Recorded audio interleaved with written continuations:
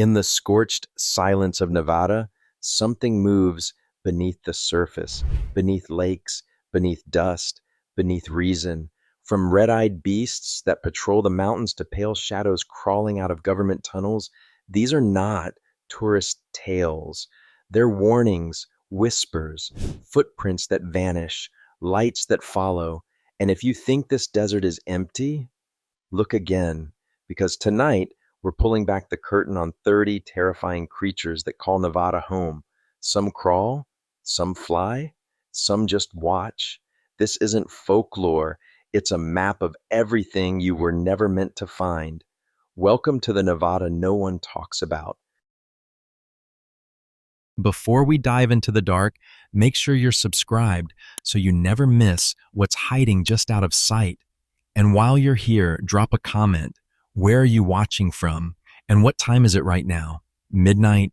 3 a.m.? Let's see how many of us are listening to Monsters in the Dark together. 1. Tahoe, Tessie Lake. Tahoe is unnaturally blue. Not just wow, nice lake blue, but portal to somewhere else blue. You can stand on the Nevada side on a windless autumn afternoon, and the water is so clear it doesn't reflect. It absorbs, it swallows the sky whole, then hands it back slightly distorted. People say this place is peaceful, but peace can be deceiving. Stillness has a tendency to hide motion. Still water hides something worse. Some locals call her Tessie, not because they know her, no one does, but because we need to name the things we fear. Tahoe, Tessie, the lake monster of the Sierra Nevada, has been part of the region's folklore since the 19th century. The stories change like the weather here. Sometimes she's long and eel-like, other times humpbacks it like a row of tractor tires.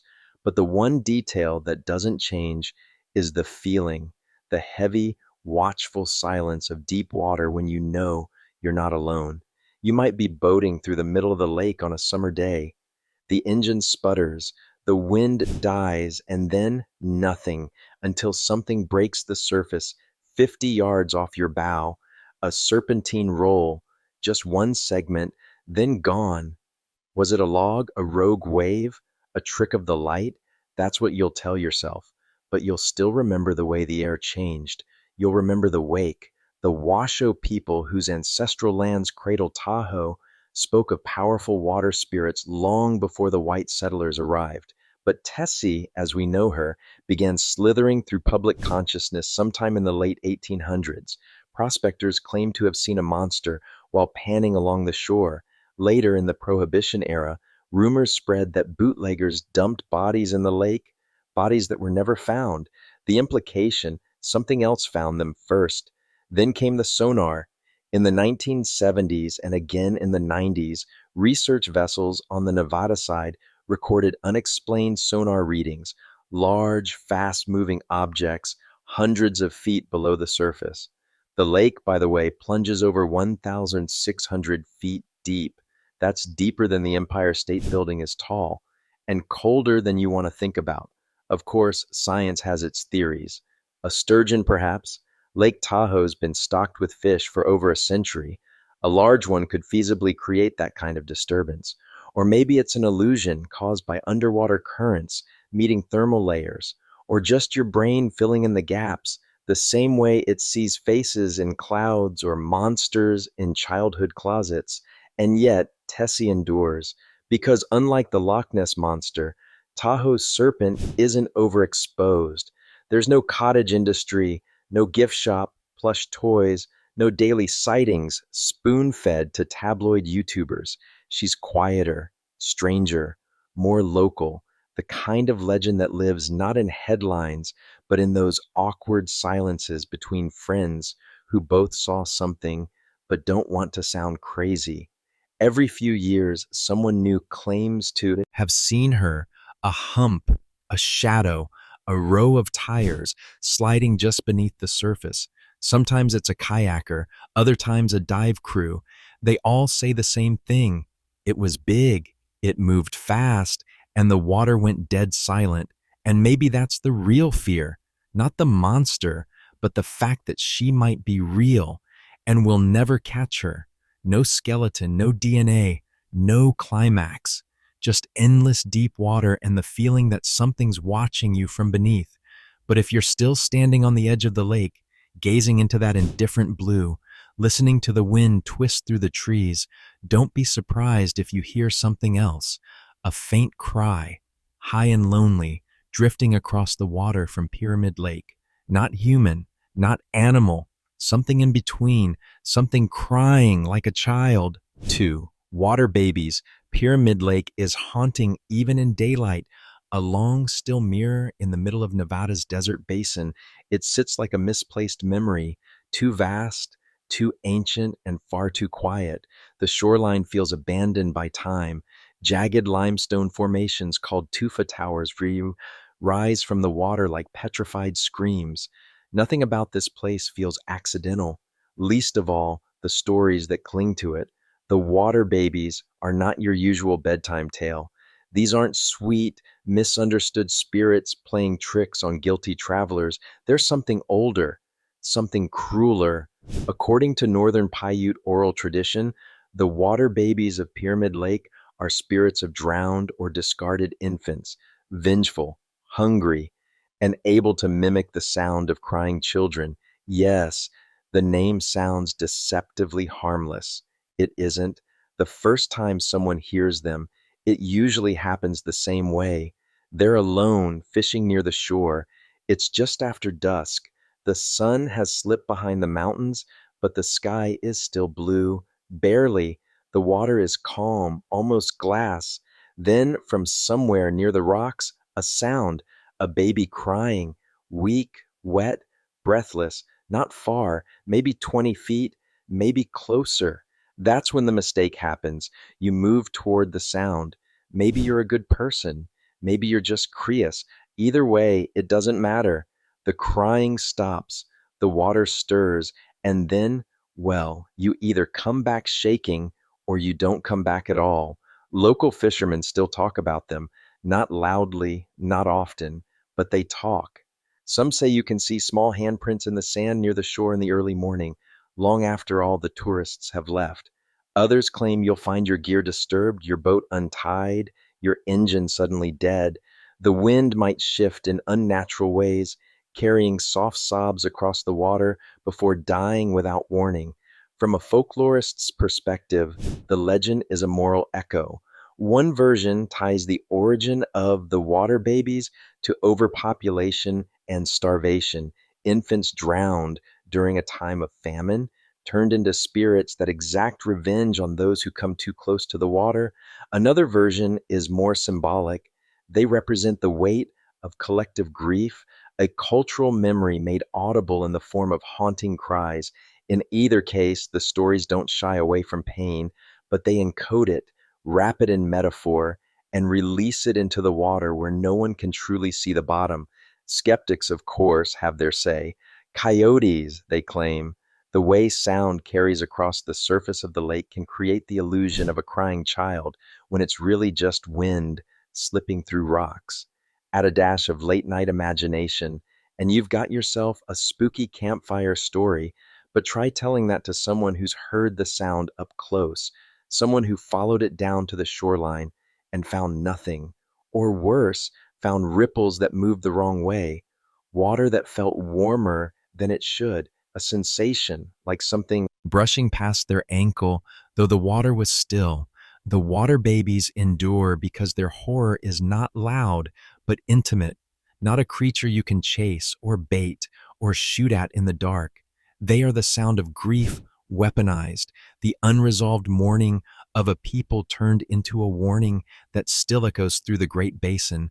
And Pyramid Lake, beautiful, eerie Pyramid Lake, remains their stage, not fenced off, not sealed away, just sitting there in the open, waiting for someone else to get too close, someone who doesn't believe in crying shadows, someone who assumes legends don't breathe. Which brings us further north, deeper into the bone-dry basin, where stories stop whispering and start stomping, toward a cave, toward the dust-choked edge of Humboldt Sink, where the sound isn't crying, it's heavy footsteps, and they don't belong to anything alive today. If you've made it this far and you're still with us after the cries from Pyramid Lake, go ahead and hit that subscribe button. Trust me, it only gets stranger from here. And let us know in the comments, where in the world are you listening from? And what time is it right now? Because if you're hearing water babies after midnight, you're not alone. 3. Sitaka, Lovelock Giants. The Nevada desert is full of places you're not supposed to linger. Sun-blasted playas, ghost towns left mid-breath, mines with rusted entrances that still whisper. But Lovelock Cave? That's different. It doesn't whisper. It waits. It watches. It has already swallowed something. And the silence left behind feels chewed. Just outside Lovelock, in the Humboldt Sink, a stretch of dead alkaline flatness where even mirages get bored, sits a dark cavity carved into the hillside. It's not big, not impressive. From a distance, it looks like a forgotten dent in the world, but go closer and you'll feel it, that shift in pressure, that sudden stillness in your chest. Something happened here, and no one can agree on what. The Northern Paiute people have a story. It's not the kind you casually retell around tourists. It's a war story, a memory, the kind that lives in bone and fire. According to their oral tradition, the Siteka were a race of red-haired, hostile giants who lived in the region long before the modern tribes. Cannibals, some say. Raiders, others claim. Taller than a man by half and fast despite their size. The name Siteka loosely translates to tule eaters, a reference to the fibrous reed that grows along marshy areas. But that name, like most names and legends, doesn't tell the whole story. These weren't gentle vegetarians. The story goes that the tribes eventually united to drive the Siteka into hiding. Their last stand, according to the tale, took place inside Lovelock Cave. Fires were lit at the entrance. The giants either choked on smoke or tried to escape and were met with arrows. The details vary, but the ending doesn't. The Siteka were wiped out, allegedly. Fast forward to 1911, a pair of guano miners begin excavating Lovelock Cave for bat droppings because in Nevada, history is often rediscovered for profit. As they dig, they find strange things, not bones yet, but sandals, enormous ones, artifacts too large for the average human foot, and duck decoys, some of the oldest ever found. Then came skulls, a few allegedly with red hair, not dozens, just a few, enough to make someone pause, enough to make someone else start writing books about ancient giants and forbidden archaeology. Archaeologists did confirm the cave as a significant site, rich with prehistoric artifacts from the Lovelock culture, dating back over 4,000 years. But giants? Not officially. The bones? Most were regular-sized. The red hair? Likely caused by exposure to the dry cave air, bleaching black hair over time. The sandals? Large but not supernatural. And yet the myth persists. Books, blog posts, whispers in desert bars. People still sneak out to the cave and swear they feel a presence. Not ghosts, not exactly, just pressure. That weird internal drop, like something huge just stepped nearby. People say they've heard sounds from inside the cave long after dark. Footsteps too deep. Rocks shifting the wrong way. A cough that wasn't theirs. Skeptics dismiss it all, of course. Confirmation bias. Pareidolia, the usual psychological scaffolding we erect to keep reality from leaking. But then again, if these so-called giants never existed, why are so many people so sure they did? Why do local elders still lower their voices when they talk about the cave? Why are we so compelled by the idea that history is hiding something enormous just beneath the dust? And more importantly, if you dig too deep into the story of the Siteka, why does the ground itself feel like it might answer back? Not far from Lovelock, down where the high desert wind never fully stops, another body of water waits with its own secrets. This one doesn't cry. It doesn't echo. It shudders. Because on its stillest days, Something dark and long stirs beneath the surface of Walker Lake, and it doesn't care if you believe in giants. It just wants you to believe in what's next. 4. Walker Lake Serpent. There's something uneasy about lakes in the desert. They look like mistakes, leftover punctuation in a sentence that doesn't make sense, especially Walker Lake. It sits alone in Nevada's Mineral County like a forgotten mirror, dropped between jagged brown cliffs and sagebrush flats. Locals call it beautiful, but only with that kind of half hearted reverence reserved for things that might turn on you. Because when the desert gives you water, it always wants something back. Walker Lake doesn't feel alive the way other lakes do. It feels haunted, but not by ghosts, by presence, by potential, by the slow certainty that something is watching from beneath the surface, even when there's not a single ripple to prove it. The stories start the same way: glassy water, no wind, no boats, no birds. Then out of nowhere, the surface breaks. Not a splash, more like a roll, a long, heavy shape moving just beneath the skin of the lake, sometimes with a visible hump, sometimes just a wake that shouldn't exist. The creature, if that's what it is, doesn't breach. It doesn't roar.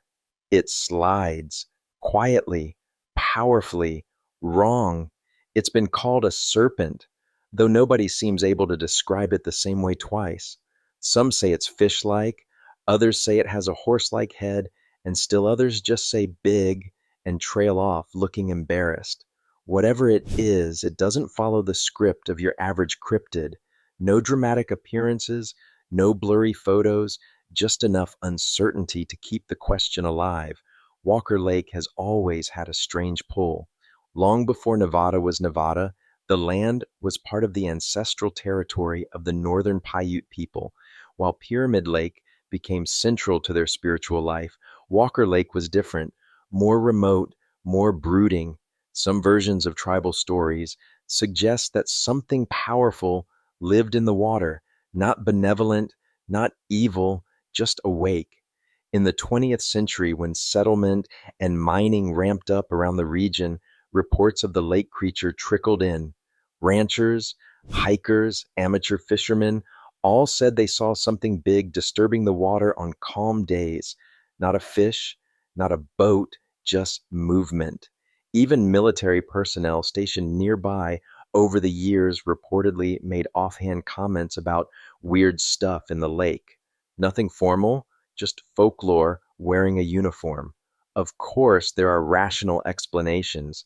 The lake is deep enough and long enough for large fish to survive undetected, maybe a sturgeon or a galliker or something introduced and forgotten, or maybe the odd wakes are caused by underwater springs, sudden thermal shifts, or the occasional rogue wind that whips down the canyon and vanishes before it can be measured. These theories satisfy the paperwork, but not the gut. What makes the Walker Lake serpent linger in local consciousness isn't just what people claim to see, it's the fact that something keeps them looking. Longtime residents will tell you, Go out early before the wind picks up. Watch the water. Let your eyes unfocus a little. You might catch it or not. Either way, you'll walk away feeling like you just missed something enormous. And if you stand there long enough, tracing those invisible currents, you might start to hear a story passed down through generations, one that takes you east of the lake, back toward Pyramid, back into a legend with fins and fury, where the water wasn't cursed by something that lived in it, but by something that left.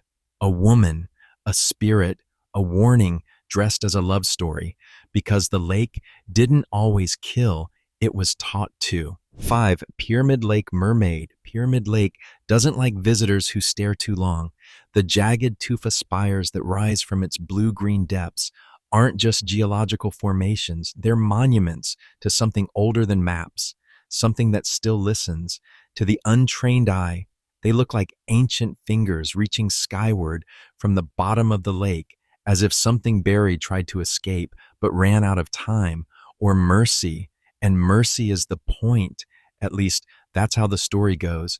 If you ask the Paiute elders, gently, respectfully, They might tell you about a time when the water here wasn't cursed, when it still held balance, before the screaming, before the pulling, before the mermaid. Yes, mermaid, not the glittery kind, not the harmless Starbucks logo washed up on some sailor's dreams. No, this one doesn't smile. She weeps, and when she weeps, the lake listens. Then it pulls. The story begins with love, as most tragedies do. In the time before settlers, a Paiute man fell in love with a woman who wasn't like the others. Some say she appeared in the lake one morning, resting on the rocks, singing with a voice that made the wind forget how to move. Others say she walked into the village from nowhere, barefoot and wide-eyed, speaking a language no one had heard, but everyone somehow understood. Either way, the man loved her, and she loved him back. But the elders didn't. They saw something wrong in her, too quiet, too still, too knowing. They accused her of being a spirit in disguise, a creature sent to weaken the tribe. In some versions of the tale, they banished her. In others, they killed her child. But every version ends with her curse. She returned to the lake, heartbroken and furious, and whispered to the water, and the water obeyed. Since then, Pyramid Lake has not forgotten.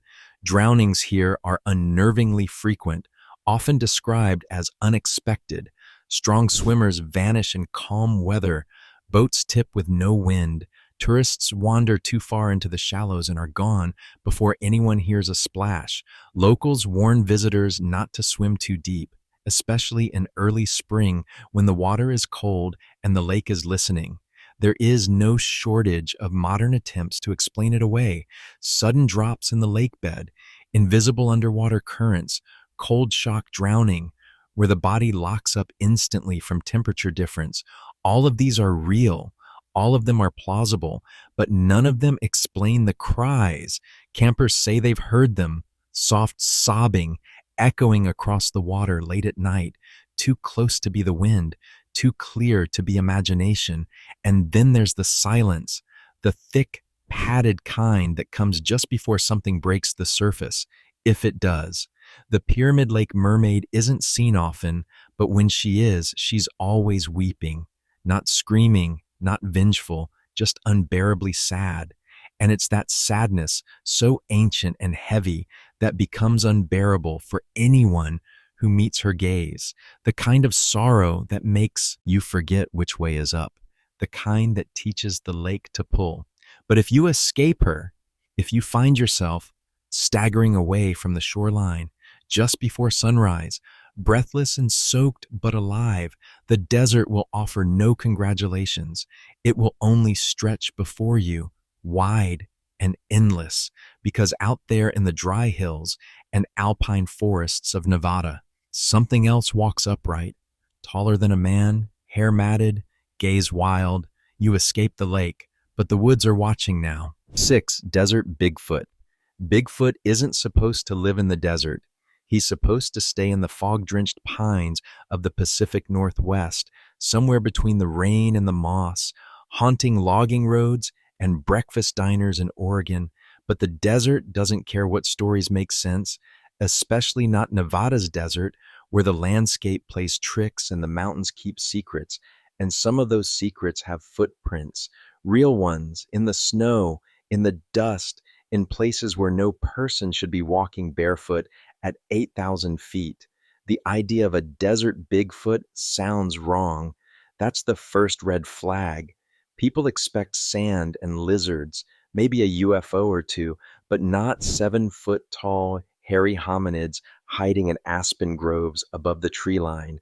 And yet the reports keep coming from the Spring Mountains near Las Vegas, the Ruby Mountains in the Northeast, and the endless nowhere between Elko and Ely, where the roads dissolve into rattlesnake-colored gravel and the radio dies before your hope does. They don't call him Bigfoot out here, though. Not usually. Some say wild man. Others just say that thing. The first encounters tend to happen near dusk. A hiker hears knocking, two sharp cracks like someone hitting a tree with a thick branch, then silence, then a smell. Pungent, wet dog, dead leaves, sweat, something sour and alive, not quite animal, not quite human. And then there are the eyes. Hunters who know every inch of the Ruby Mountains say they've seen glowing red eyes watching them from the tree line, eyes too high up, eyes that don't blink, sometimes followed by the sound of something enormous moving between the trees quietly, like it's used to not being seen, like it's always been here. Skeptics are quick to offer explanations. Bears, maybe, misidentified elk, hoaxes by bored locals, but those don't explain the tracks. Enormous, barefoot tracks in mud and snow found miles from the nearest road. They don't explain the consistent size, 18 inches, deep set, with a stride that rules out any average human prankster. And they definitely don't explain the recordings, those low, guttural howls captured on cheap phones or old recorders played back around campfires where no one laughs afterward. There's one encounter that always makes the rounds: two campers near Lemuel Canyon, waking up at 2 a.m. to the sound of heavy breathing just outside their tent. Not footsteps, not rustling, just breathing, slow, purposeful. One of them said it sounded like a person trying not to be a person anymore. When they finally unzipped the tent, they found nothing, but their cooler had been opened, not torn apart, just opened. The meat was gone, the lid placed neatly beside it. Maybe the desert makes people see things. Long drives, empty landscapes, too much sky, but there's something particularly unsettling about the idea that Bigfoot didn't get lost in the desert. He chose it, that he's not some leftover animal hiding. From extinction, but a part of the land itself, something that adapts, evolves, waits. And if you start believing that, you might start noticing other things that shouldn't fly in desert air, shadows that move against the wind, shapes too large to be birds, circling high above the sagebrush, dragging the storm behind them, because in the Great Basin sky, thunder doesn't always come from clouds. Sometimes it has wings. 7. Thunderbirds. The sky over Nevada doesn't just stretch, it stares. Wide, blinding, and endless, it hangs above the sagebrush plains like a ceiling made of judgment. Most days it feels too big to hold anything, but now and then, when the wind dies and the clouds freeze in place, like they're holding their breath, you might hear it, a deep concussive crack that rattles no window and rolls too slowly to be thunder. That's when the stories begin. Thunderbirds have lived in Shoshone and Paiute oral traditions long before the arrival of highways, satellites, or poorly translated tourist brochures. These aren't just birds, they're sky beings, sacred forces capable of summoning storms with a beat of their wings. In legend, they're powerful, sometimes vengeful, and often symbols of warning. But modern sightings, if you can call them that, blur the line between myth and cryptid.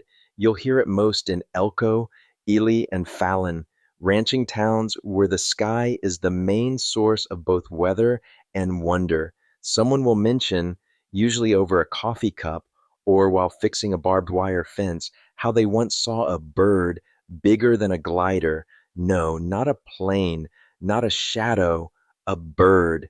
Feathers, wingspan wider than a pickup is long, gliding too low, too slow, and gone in a second. One story comes from an older man who grew up outside Ely. He swears that in 1962, while working the edge of his family's alfalfa field, he looked up to see a shape pass overhead that blocked out the sun. Not for long, just a breath, but long enough. It didn't flap. It glided, silent. He said the wings were longer than the road was wide and the color of storm clouds. No one believed him, but he's still careful where he parks his truck at night. Of course, biologists point to explanations. Golden eagles, some of the largest in North America, do live in Nevada. With wingspans up to 7 feet, they're massive, fast, and predatory. In certain light and at the right angle, they can look nearly prehistoric, especially to someone already half scared. But there's a problem with that theory. People aren't describing 7-foot wings, they're describing 20, 30, with bodies as big as small planes.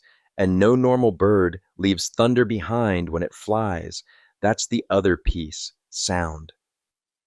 Witnesses describe a sonic vibration that follows the sightings, not a sonic boom, not engine noise, a pulse, deep, atmospheric, like someone dropped a cathedral bell upside down in the clouds. It hits low in the chest. Some say it knocks birds out of the sky. Others say their livestock won't go near the area for days afterward. Then there's the lightning. A few reports mention flashes just before or just after the creature appears, not always in storms, sometimes on perfectly clear days, a shimmer in the air, a sudden static feeling, like the sky exhaling in reverse. The thunderbird in legend is not a creature of the earth. It comes from another layer of reality, higher, older, and more judgmental. When it appears, it's not hunting, it's warning that something has shifted, that someone has crossed a line. And sometimes it doesn't leave alone. Out in the Comstock Hills, past the mining towns where silver once paid for sins, the ghost of a different kind of animal is said to wander, not above the clouds, but right down the center of the trail, grunting, snorting, eyes glowing under the weight of something it can't shake, a burden, or maybe a rider who never quite let go. 8. Ghost camels. Nevada has a way of remembering things the rest of the country tries to forget. Failed utopias, lost towns, strange experiments, and every so often a camel with no rider, no pack, and, depending on who you ask, no head. Yes, camels, they don't belong here, obviously, but then again, neither do casinos shaped like castles or nuclear weapons buried in the sand. The West has never been about what's supposed to be here. It's about what shows up anyway and refuses to leave. Which brings us to the strangest leftovers of all, the ghost camels of the Comstock and Carson Valley. The story begins in the mid 1800s when the U.S. Army, in a rare moment of creative logistics, decided to try camels as desert freight animals. It wasn't a joke. Camels were imported from the Middle East, marched across Texas, and deployed into the Great Basin as part of the short-lived U.S. Camel Corps. The logic was sound. Camels don't need much water, they're strong, and they know sand better than any mule. What the military didn't factor in was that camels are also terrifying if you've never seen one before and notoriously bad at being quietly cooperative. When the Civil War broke out, the Camel Corps was abandoned, literally. Some animals were sold, others escaped or were turned loose, and in the lonely spaces between mining towns, the sightings began. Imagine riding through the dusk outside Virginia City, the sky copper red, the dust curling behind your horse, and then, from a ridge just ahead, a snort, a deep, guttural, too wet sound that doesn't belong to any Nevada wildlife. And over the rise lumbers something tall, humped, silhouetted like a living hallucination, a camel just walking, no reins, no handler, just going somewhere old. The earliest reports from miners described a hellish beast roaming the canyons, sometimes with saddle gear still clinging to its back. One account from the 1870s described a camel with barbed wire tangled in its hide, dragging something heavy behind it. But the most infamous version of the tale, and the one that gave the legend teeth, involved a headless rider. According to frontier lore, one such camel was seen carrying the corpse of a man strapped to its back. His head was missing. Some said it was an accident. A rider fell asleep, got tangled in the harness, and was dragged to death. Others said it was punishment, a criminal, a warning. Whatever the truth, the vision stuck. To this day, people report seeing a camel wandering old mining roads, especially at night, with no sound but the soft, unhurried thud of its steps on hard-pan dirt. Skeptics say it's just misremembered history, a bit of Wild West trivia that grew legs. extra long, padded ones. They'll point out that actual camel sightings persisted into the early 20th century and that feral animals can survive longer than you'd expect. But those are explanations for camels, not for ghost camels, not for the ones that show up in the Middle of nowhere, vanish behind a ridge, and leave no tracks in the dust. And the weirdest thing, no one ever sees them twice. You might spot one once. You'll tell your friends, get laughed at, maybe even go looking again. But the camel won't come back. It's not a circus act. It's a reminder that this desert, once used as a testing ground for absurd ideas, never really buries its mistakes. It just lets them walk around for a while. And if you keep heading deeper into the hills, past the mining shafts and creaking timbers, you'll start to hear another sound. Not footsteps, not snorting, but tapping, faint and rhythmic, like someone knocking on wood from deep underground, like something down there wants you to listen. 9. Tommyknockers. There's something unsettling about being deep underground, beyond the reach of sunlight, cell towers, and second chances. In Nevada's old mining towns like Virginia City, shafts plunge into the rock like veins carved open by ambition.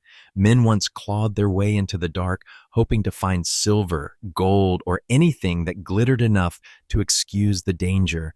But in those tunnels, they didn't just find minerals. They heard things, knocking, tapping, clicking, not the creaks of shifting earth or the groan of stressed timbers. Those had their own vocabulary. No, this was something else, precise, intentional, sometimes even rhythmic, like a message tapped out in a forgotten code. The miners called them Tommyknockers. Depending on who you asked, they were pranksters, protectors, or omens. In Cornish mining lore, carried to Nevada by immigrant laborers, Tommyknockers were small, dwarf-like beings who lived inside the mines. They warned of cave-ins by knocking on the walls, or they caused them, depending on how you treated them. Some said the Tommyknockers led lucky miners to rich veins of silver. Others said they stole tools, doused lanterns, and whispered threats in the dark just before the earth gave way. You didn't have to believe in them to respect them. Even the skeptics left out food or bits of tobacco before their shifts, just in case, just to be polite, because down there, your life often hinged on seconds, and sometimes those seconds were delivered by a knock. Eyewitness accounts from the 1800s describe voices echoing in empty shafts, footsteps pacing just out of lantern light, and laughter, childlike, echoing, wrong. Miners swore they'd seen small shadows dart past openings or vanish into crevices too narrow for any man to fit. Tools would disappear, only to be found days later, tucked neatly into side tunnels no one had touched. In one famous tale, a section of mine collapsed just minutes after a foreman mocked the knocking sounds and told his crew to ignore them. The only men who survived were the ones who'd walked out early, spooked by the rhythmic tapping that wouldn't stop. Coincidence? Maybe, but no one mocked the knocking after that. Modern geologists have their own explanations: expanding rock, changes in temperature, pressure shifts. Underground environments are full of strange noises. A pickaxe leaning against a wall can fall over in complete silence or sound like a gunshot, depending on the acoustics. In the damp quiet of a tunnel, even the tick of water dripping on metal can morph into something that sounds human. But again, that explains sounds. It doesn't explain intent, because the stories continue, passed down by tour guides, hobbyist spelunkers, and even some current miners in remote regions of Nevada. They say if you sit in total darkness, lantern out, breathing held, you might hear it knock, knock, knock.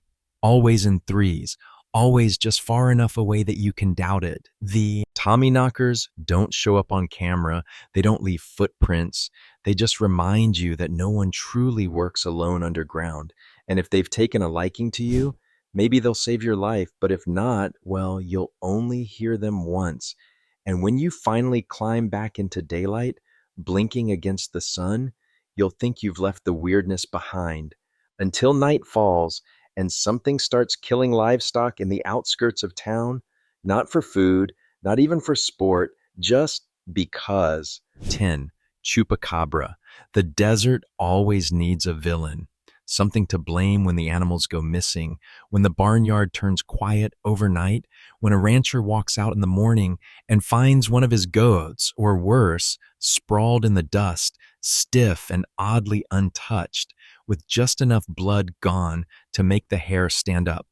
Enter the chupacabra. Literally translated as goat sucker, the chupacabra didn't start in Nevada. Its legend was born further south in the late 1990s among the rural hills of Puerto Rico. Mutated DNA, government labs, alien speculation, the whole buffet. But it didn't take long for the story to hitch a ride north. And like most things that cross into the Nevada desert, it adapted to the landscape. In the Las Vegas Valley and the dusty ranchlands around Pahrump and Nye County, the creature started appearing in reports. Sometimes it was described as reptilian and spiny, like a bipedal iguana on a protein shake diet. Other times it looked like a bald, hairless canine with glowing eyes and skin like burned rubber. Either way, it had a taste for livestock and a habit of leaving corpses drained, not shredded. That was the part that stuck. No mess, no gore, just dead animals with an eerie vacuum cleaner vibe to their wounds. Most of the Nevada sightings came in waves between 2000 and 2010. Cattle mutilations in the outskirts, chickens gone in the night, dogs barking uncontrollably at empty shadows, and always in the retelling, the same unease. There wasn't enough noise, no howling, no tearing, just silence, followed by discovery. Locals began installing motion sensors, trail cams, bright floodlights. All they ever captured were blurs, sailors, if that, something fast, low to the ground, sometimes upright, sometimes crawling. And then there were the footprints, not always consistent, but wrong enough to warrant attention. Elongated toes, claw marks with no weight distribution, tracks that ended in the middle of nowhere, like the creature just launched into the sky or vanished into the dust. Biologists and skeptics have a go-to explanation: coyotes with mange. The parasitic skin condition causes extreme hair loss and deformities, leaving the animals looking gaunt, raw, and alien. It tracks with most sightings: a sick coyote scavenging for easy prey, misidentified, misunderstood, but that doesn't quite explain the behavior. Coyotes kill messily. They tear and thrash. What they don't do is neatly exsanguinate goats in the night without leaving a trail, nor do they move with the deliberate silence that some ranchers swear by, creeping like a shadow with intention. Then there's the theory that the chupacabra is not one creature, but a kind of placeholder, a moving target for whatever happens to be stalking the edges of civilization, something different in every town, but wearing the same name, so we know who to blame, because out here, even silence has teeth. And sometimes, just before dawn, you'll catch movement out near the fence line, a hunched silhouette with joints that bend the wrong way, disappearing into the sagebrush just as the sun threatens to rise. But if you think it's over when the sun comes up, you're wrong, because the desert doesn't just breed beasts, it fosters watchers, and some of them walk upright, not from this planet, not even close, and according to a few too many people who claim to know too much, they're living quietly under military protection. 11. Tall whites. In the endless expanse beyond Las Vegas, where the heat bends the air and mirages pass for landmarks, there's a patch of desert that doesn't just feel restricted, it feels observed. This is not Area 51.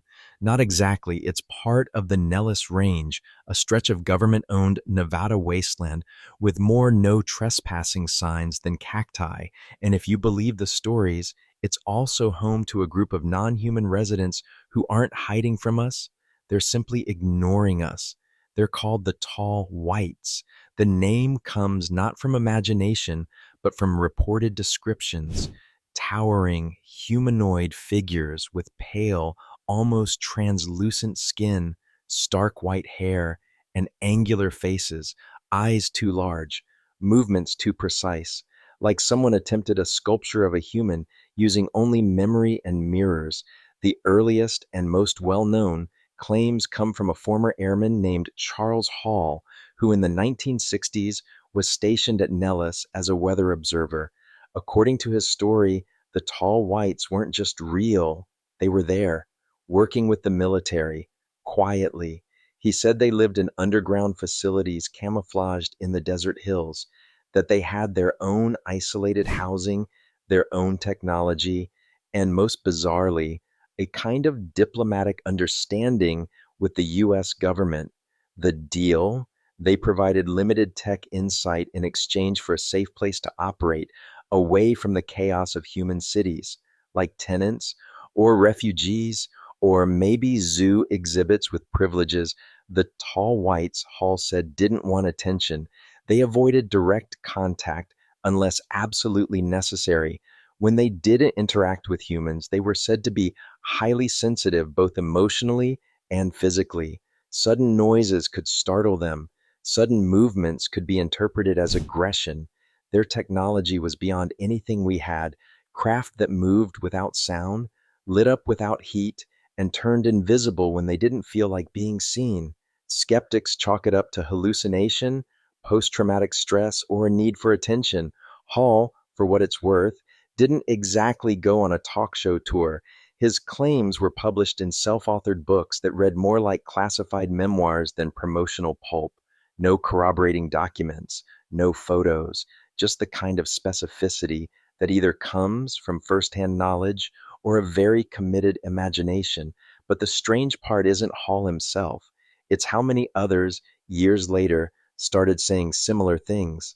Local contractors, ex military personnel, even civilian pilots flying too close to restricted airspace. Descriptions matched. Pale figures limps near fences, too tall for any base personnel. Bright lights where no runway exists. Static on radios the second a name is spoken. The tall whites aren't monsters. They're not malevolent, not violent, not even particularly interested in us. And that's what makes them so deeply unsettling, because the desert is full of things that stalk, chase, and kill. But these they study, they judge, they move just out of reach, just close enough to notice, and then vanish before you can decide what's real. And if the tall whites are the silent observers, the next ones aren't so polite. They don't live under agreements, they don't need permission, and they don't knock. Because at Groom Lake, the most iconic extraterrestrial image of all isn't a rumor, it's a pair of enormous black eyes watching from behind mirrored glass. 12. Gray aliens. The first thing you need to understand about Groom Lake is that it doesn't officially exist. Not on public maps, not in government records, at least not under that name. What you see on satellite imagery is a blank patch of desert. What you don't see is the weight of 5 decades of paranoia, redacted documents, conspiracy books with cracked spines, and an entire genre of late night radio built around what supposedly lives inside that invisible base. The second thing you need to understand is that almost everyone, scientist, skeptic, or searcher, agrees on one thing: something is going on out there. And according to thousands of eyewitnesses, leaked testimonies, and half whispered disclosures, that something involves the Greys. They are by now almost a cliche: slender bodies, rubbery skin the color of rain clouds, and those iconic, lidless black eyes that seem to pull light inward. No ears, no nose, just a narrow slit for a mouth, and a head shaped like a teardrop turned upright. If aliens had a marketing department, these would be the flagship model: cold, observing, silent, and ever present. Stories of the Greys began filtering into the American consciousness in the 1940s and 50s, but it wasn't until the rise of Area 51 lore that the Nevada desert became their unofficial home. Alleged crash recoveries, secret reverse engineering projects, test flights of aircraft that didn't obey known laws of physics. The public wasn't supposed to know. But they did. Somehow they always did. The question wasn't just, are aliens real? It was, why are all the weird ones hanging around Nevada? According to persistent rumors, the Greys weren't just visitors. They were residents. The arrangement was never explained, only implied. They had tech. We had territory.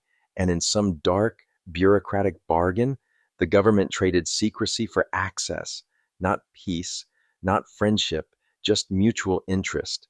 People claim to have seen them, not just in the air, but inside the perimeter, glimpsed through thick glass, walking the hallways of underground hangars, operating instruments no human could understand.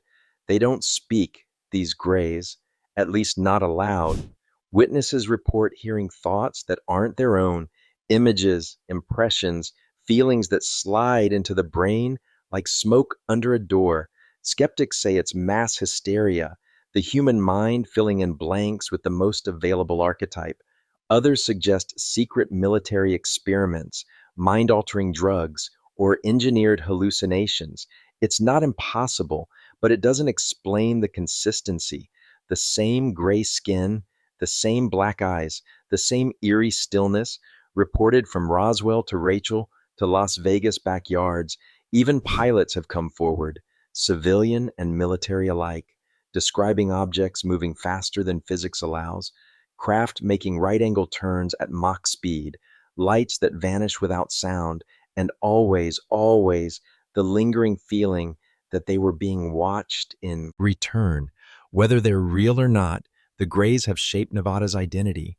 They've turned anonymous dirt into sacred ground for believers and skeptics alike, and they've blurred the line between science fiction and state secrets. But for all their eerie calm and unblinking surveillance, the Greys are still just part of a larger, weirder picture, because if they knock on your door, they don't ask to come in. The next ones do. And when they do, they don't just want your attention, they want your permission. 13. Black-eyed kids. There's a difference between fear and dread. Fear is what you feel when something chases you. Dread is what you feel when something asks to come in. The black-eyed kids never force their way inside. They never break anything, never scream, never even touch you. They knock, they wait, and they always ask. It starts the same way. You're home alone, or maybe in your car late at night, the hour when the world has gone quiet but hasn't yet surrendered to sleep. You hear a knock at the door or a tap on the window, not frantic, polite, but wrong. You open the door, and there they are. Two children, sometimes three, usually between the ages of 6 and 16. Their clothes are outdated or ill-fitting. Their posture is off, too stiff, too still. They speak calmly. They ask for help, a ride, a phone call, to come inside and wait. It's cold out here, they say. We're lost, they say. We just need to come in for a moment. And then you see their eyes, pure black, no whites, no irises, no pupils, just solid, shiny voids that reflect too much light and not enough humanity. That's when everything inside you locks up. Your chest goes tight. Your breath stumbles. You feel, without knowing why, that if you let them in, something irreversible will happen. You're not being threatened. Not exactly. You're being offered a decision, and your body already knows the answer. The Black-Eyed Kids legend exploded online in the early 2000s, but it's older than that. A journalist in Abilene, Texas, first brought it into the public eye after claiming he encountered two such children outside a movie theater in the 90s. Since then, the reports have spread. Rural areas, suburbs, even the outskirts of Las Vegas. Nevada's wide, empty spaces make the perfect backdrop. Who's going to believe you if you say two kids with voids for eyes approached your trailer off Highway 95 and asked for shelter? Who would care if they didn't just ask, but waited for hours? People report feeling physically ill in their presence, nausea, dizziness, pressure behind the eyes, a sense of wrongness that doesn't fade for hours afterward. Pets reportedly grow agitated or flee entirely. Electronics short out, lights flicker, all before the knock. Skeptics blame sleep paralysis, online suggestion, or simply the unreliability of frightened witnesses. And sure, urban legends thrive on repetition, but what gives the black-eyed kids their edge isn't their violence. It's the absence of it. They're not monsters. They're a test. One you only fail if you say yes, because no one knows what happens if you let them in. That's the line no one crosses. Or if they do, they don't talk about it afterward. And if you think you're safe because you live far from town, far from the cities where stories breed, think again, because even the driest basins of Nevada have secrets under the sand, secrets that move, twist, and rumble, things that slither, things that leave no trace. Just beyond the reach of your headlights, the dunes ripple, and the ground itself seems to breathe. 14. Sand serpents. The desert is supposed to be still. That's the illusion. Miles of flat, baked earth stretching out in all directions. Nothing moves, nothing stirs. But if you stand long enough on the edge of an old dry lake bed, Amargosa, Black Rock, or one of the dozens with no names, you'll notice something strange. The horizon shifts ever so slightly. The ground doesn't crack or quake. It ripples. They say the sand serpents live beneath those waves. This isn't modern cryptid folklore. These aren't misunderstood coyotes or mangy jackrabbits inflated into legends. The stories of giant serpents sliding under the desert floor go back to the early days of frontier exploration, and even further if you listen to indigenous oral traditions. The early settlers in Nevada described seeing long, sinuous trails form across otherwise still sand, as though something massive had just burrowed beneath the surface. Not wind, not erosion, something alive. They didn't call it science back then. They called it a sign, and they knew not to follow it. Descriptions vary. Some say the sand serpents are thick, like tree trunks, with armored hides and eyeless heads that push through dirt like water. Others say they're lean and lightning fast, able to vanish beneath the soil before you can even register the movement. The one detail everyone agrees on: you never see the whole thing, just the effect. Dunes that shouldn't be moving, trails that vanish in seconds, a sudden shudder in the earth with no quake to blame, and sometimes something worse, a shadow that crosses behind you on a clear day with no cloud in the sky. In the 1930s, a geologist working near the Amargosa Desert claimed to have seen a ridgeline of sand rolling forward like a snake under a blanket. He thought it was a localized tremor until he realized the movement was too smooth, too consistent. He documented the pattern, marked it on a map, and returned the next day. The trail was gone, not buried, gone, as if it had never existed. Modern science, when it touches the subject at all, offers a few plausible explanations. Sand collapses from underground cavities, mirage effects, wind gusts interacting with surface crusts, and sure, some of those work until you meet someone who's felt it. Ranchers speak of unease in places where cattle refuse to graze, where equipment sinks just a little too quickly into ground that should be stable, where silence drops like a curtain and the hair on your arms lifts without wind. There are also reports, quiet, unverified, often laughed off, of entire campsites going missing, tents, coolers, gear, all gone. No drag marks, no debris, just the faint outline of something large having coiled through the area. One Park Service ranger once muttered, half joking, "You don't want to be the thing standing still when the sand decides to move." But even the serpents, silent, hungry, and unseen, don't inspire the same primal terror as the creatures farther out past Tonopah and Eureka, where the desert stops hiding things underground and starts sending them to chase you, things that run faster than you expect, things that leave behind scorched paw prints and glowing eyes, Things that aren't chasing food, they're chasing territory. 15. Hellhounds of the high desert. There are parts of Nevada where the sky looks too close and the ground looks too far away, where the silence between mountain ranges feels like it's listening. Out near Tonopah and Eureka, in the open cuts between sunburned rock and twisted scrub, something walks that shouldn't, and sometimes it runs on four legs, fast, heavy, with eyes that burn like cigarette ends in the dark. They call them the hellhounds of the high desert, not metaphorical ones, not sad-eyed strays or desert wolves. These are beasts people don't try to explain with biology.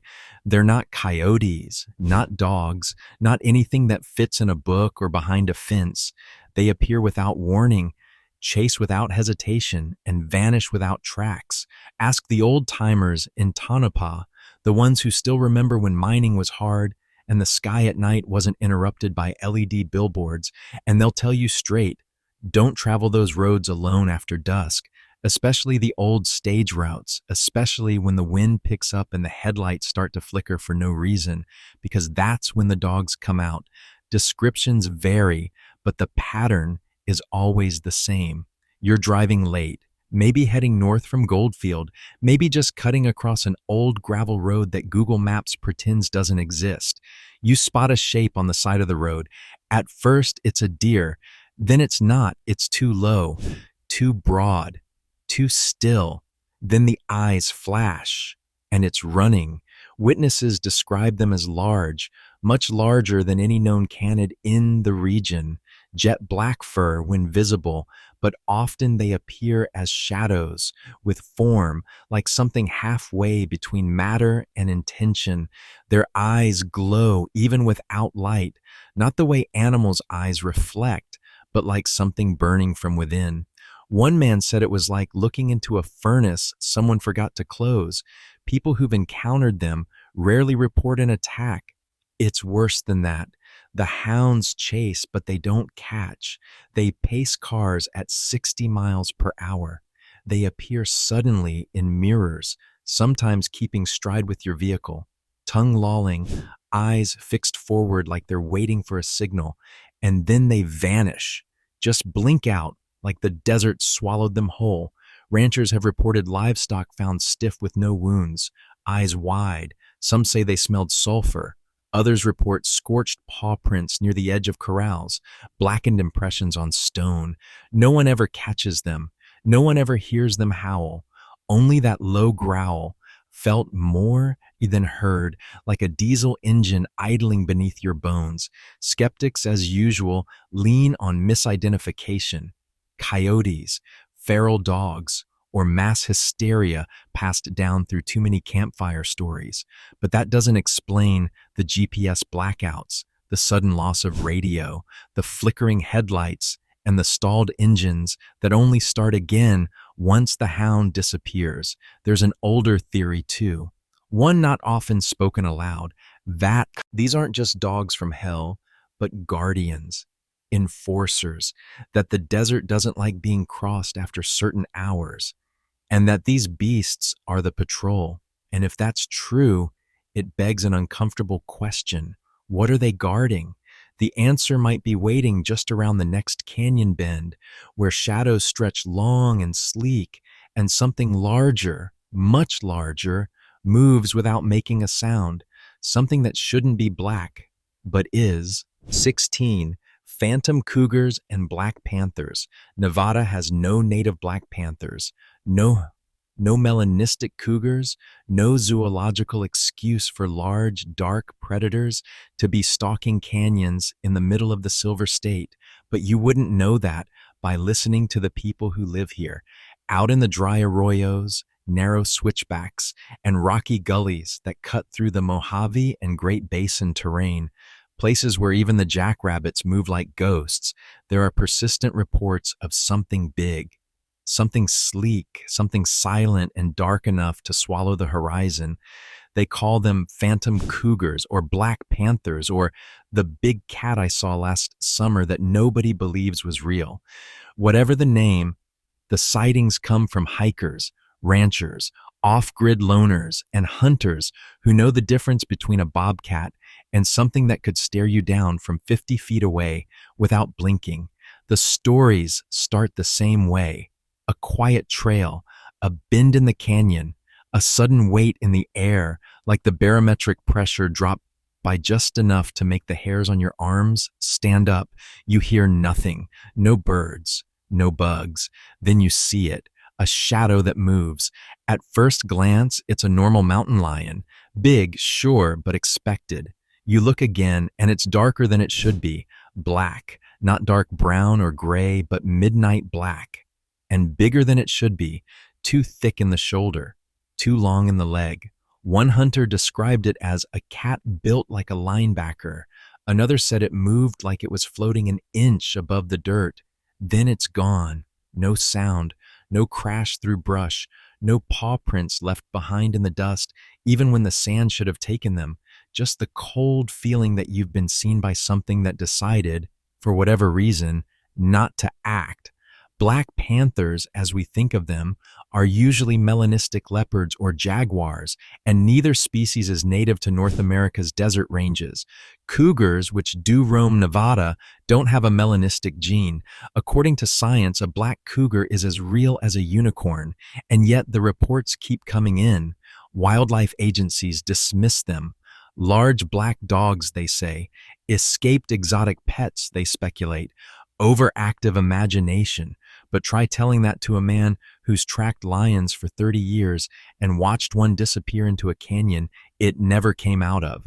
Try telling that to the hikers who watched a shape larger than a human glide down a slope, vanish behind a rock, and leave nothing but disturbed gravel behind. Some cryptozoologists propose that what people are seeing might be relics, ancient cats that didn't die out, just adapted. Others suggest something more interdimensional, because of course they do, but the stories aren't flashy enough for UFO conventions or late-night radio. They're too quiet, too grounded, which in its own way makes them even more unnerving. Because if these cats are real, then they've stayed hidden for decades on purpose, watching, testing. Boundaries. And if that's the case, then they're not just surviving, they're waiting in the shade of the Joshua trees, waiting near cattle pens that go quiet after midnight, waiting in the places where the desert gets too still.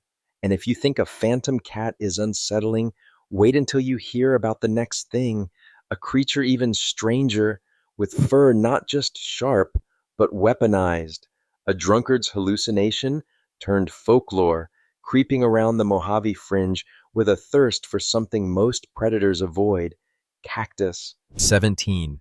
Cactus cat. There's a certain point in southern Nevada where the desert stops being majestic and starts feeling personal, like it knows you're there. The air changes, the roads forget where they're going, and if you venture too far into the Mojave Fringe, especially near the borderlands of Nye and Clark County, you might find signs of something you can't quite explain: a shredded cactus, a strange trail of puncture marks, or clawed paw prints that seem to double back on themselves. They say it's the work of the cactus cat. On the surface, it sounds like a joke, one of those old frontier fearsome critters made up by bored cowboys to scare each other around the fire. A feline covered in barbed spines, with a serrated tail, glassy eyes, and a habit of getting mean after drinking fermented cactus juice. You can almost hear the laughter in the old-timey retellings until you start hearing modern ones, because the thing is, people still report it. The cactus cat is said to be roughly the size of a bobcat, but bulkier, with coarse fur that bristles into sharp, cactus-like spines along its back and flanks. Its most distinctive feature? A whip-like tail edged with bony ridges, allegedly used to slash open-barrel cacti. Once the sap oozes out and ferments in the desert heat, the creature drinks it, then gets noticeably louder, more aggressive, and harder to pin down. Old stories claimed it would howl and shriek through the desert at night, slashing at saguaro trunks and ocotillo branches and leaving behind a mess of shredded vegetation and disturbed sand. It was said to be nocturnal, territorial, and extremely hard to track. But more recent tales, especially from scattered desert dwellers and late night hikers, suggest that something like it still roams the arid wastelands near the Mojave border, something that leaves no hair, no droppings, but plenty of shredded succulents and claw marks too high for any normal feline. Skeptics roll their eyes. It's just a holdover from tall-tale Americana, they say, like jackalopes or hoop snakes, absurd, charming, and harmless. Others point to porcupines or desert foxes misidentified under stress in Siad or in poor lighting. There's always a logical explanation, but that doesn't stop the reports. One camper near Sandy Valley claimed to hear what he thought was a cougar prowling near his site. Low growls, heavy footfalls. When he shined his flashlight into the brush, he saw what he described as a bobcat-shaped thing with its back arched like a bottle brush and something gleaming on its tail. It hissed, then bolted. The next morning, he found 3-barrel cacti slashed open nearby, the ground around them soaked and sticky. There's no physical proof, no bodies, no bones, just stories. But the Mojave doesn't trade in proof. It trades in heat mirages and weird noises that don't stop when you plug your ears. It trades in creatures you're not supposed to believe in, but still check for before unzipping your tent. And if you happen to wander too close to Lake Mead, far from the campsites and comfort where the water turns black near the cliffs and sonar gets fuzzy, you might find something even stranger. Not a cat, not a ghost, but a serpent that swims where it shouldn't and waits in the dark under man-made waves. 18. Lake Mead subserpent. Lake Mead is not a natural lake. It wasn't born of glaciers or carved out by ancient rivers. It was built, flooded into existence by the Hoover Dam, stretching out across the Nevada-Arizona border like a man-made ocean poured into the middle of a desert that never wanted it. It is deep, it is cold, and despite the thrum of jet skis and weekend houseboats, it is not entirely tamed, because sometimes when the water is still and the sonar gets weird, something stirs beneath the surface, long, smooth, and too big to be a fish. Locals call it the Lake Mead subserpent. The name isn't official, of course. You won't find it in tourist brochures, but if you hang around Boulder Basin or Las Vegas Bay long enough, especially among divers, rangers, or seasoned anglers, you'll hear whispers about it, a shape glimpsed in murky depths, something eel-like or serpentine or just wrong in how it moves, a shadow longer than any known fish in the lake, sliding through the green-black gloom where light disappears. One story tells of a diver doing maintenance work near a submerged structure in the 1980s. He surfaced in a panic, claiming he saw something massive, thicker than a man's torso, slither out from beneath the ruins of an old flooded building. It didn't lunge, it didn't attack, it just moved with deliberate, muscular control and then vanished into the silt like it was never there. Another tale passed around the boat ramps at Colville Bay speaks of a fishing sonar that picked up a school of fish, too uniform, too smooth, and traveling in a perfect arc. The sonar operator dismissed it as a glitch until a second unit on a separate boat nearby registered the same shape, one long, solid mass, then nothing. Theories range from the plausible to the absurd. Some believe it's an oversized catfish or sturgeon that grew far beyond expectations in the deep, dark corners of the lake. Lake Mead has been stocked and fished for nearly a century. Who's to say what lives near the bottom, where pressure and shadow conspire? Others suggest it's a relic, some surviving freshwater relative of the mosasaur. As unlikely as that might be, more imaginative explanations talk about tunnels beneath the lake, subterranean passages carved by ancient water movement or military installations, where something was either born or kept, a creature that stayed hidden until the water receded enough to move, because that's the strange part. Sightings have increased as the lake levels have dropped. In recent years, Lake Mead's shrinking shoreline has exposed forgotten marinas, sunken boats, even skeletal remains. But as the waters recede, it seems like something else is rising. The subserpent doesn't need mythology. It has sonar. It has diver testimony. It has 1,000 bad feelings shared quietly between people who've spent too much time on the water and know when something swims against the current of logic. But Out beyond the lake, beyond the engineered depths and sunken artifacts, the land turns strange again.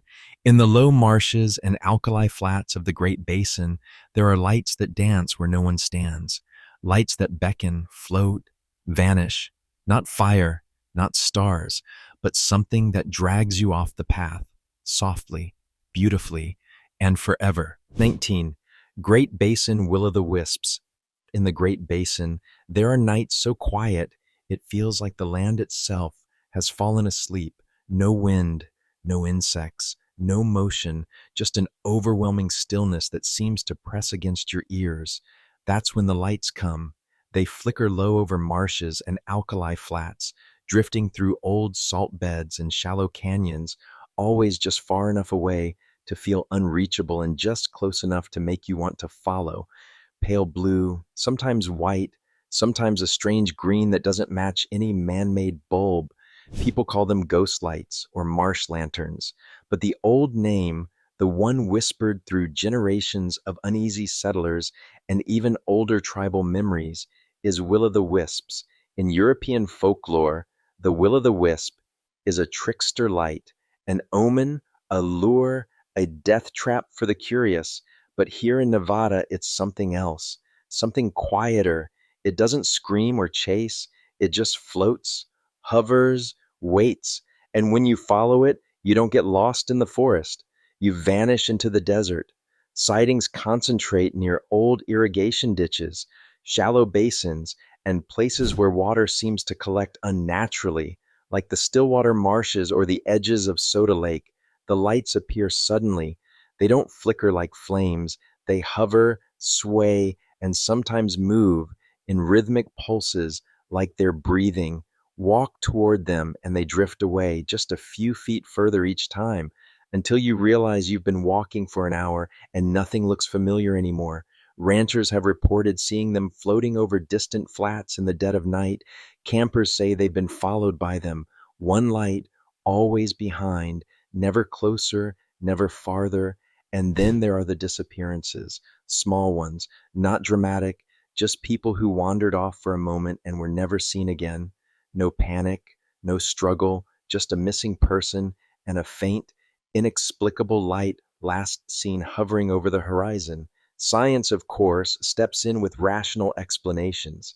The region's geology is rich with natural gases, methane, phosphine, other chemicals released from decaying vegetation or ancient mineral processes. In the right conditions, those gases can spontaneously combust, creating floating, flame-like phenomena. Add in temperature inversions and weird refractions of headlights or distant towns, and you've got a recipe for illusions. But that doesn't explain the movement, or the pattern, or the fact that these lights appear where no decay should be happening, on cracked earth, in alkaline dust, in places where nothing lives. Some say they're electrical anomalies, the land bleeding off static. Others whisper about spirits, not malevolent ones necessarily, just lonely. And maybe that's the most unsettling theory of all, that these lights aren't trying to kill you.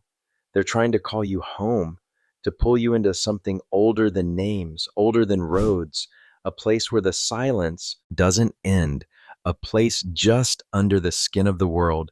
And if you see them and don't follow, you might start to hear something else instead, splashing, not in the marshes, not in the flats, but along the irrigation canals near Lovelock, where a figure with scaled skin and glassy eyes is said to watch from the reeds, not hunting, not hiding, just standing still, waiting for you to step into his water. 20.